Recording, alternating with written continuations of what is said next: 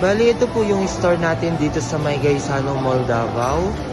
Dito sa may left side po na to, nakalagay yung display natin na sublimation shirt at ang interactive TV natin for sublimation.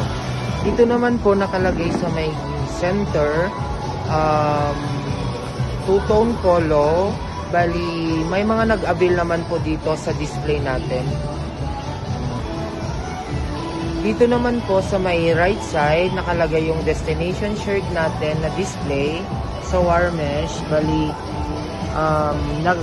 may mga nag-avail naman po dito. Dito sa side na to, nakalagay naman po yung kiosk po natin. Dito sa may center na to, nakalagay yung bomber jacket natin at saka pull-up jacket po natin sa S-Rack.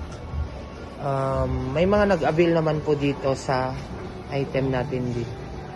Ito po yung bestseller po natin. Bali, may mga nag-avail naman po sa mga displays po natin like yung Women's Month. Ito po yung sa gift ideas natin na display. Fast moving po lahat ng mga item natin dito. Marami pong nag-avail. Ito naman po yung glass tower po natin display. Bali, more on inquiries po yung mga item po natin na display dito. Ang ating sublimation display dito naman po. More on inquiries pero may mga paisa-isa pong bumibili. Dito naman po sa special polo natin, which is yung combi, may mga inquiries din po and may mga nabebenta din naman po tayo. Dito naman po nakalagay yung embroidery wall display natin. More on inquiries, maraming nagpapagawa sa embroidery po natin. Dito naman po nakalagay yung blade wall products po natin.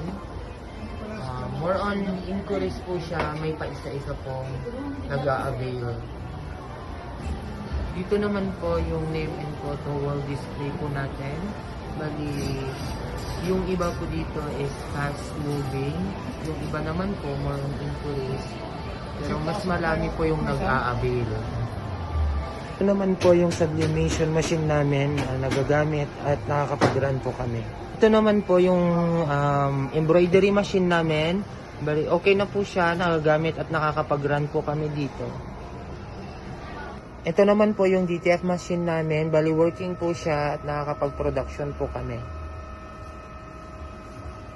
Ito naman po nakalagay yung mga machines po namin ng cup and mugs.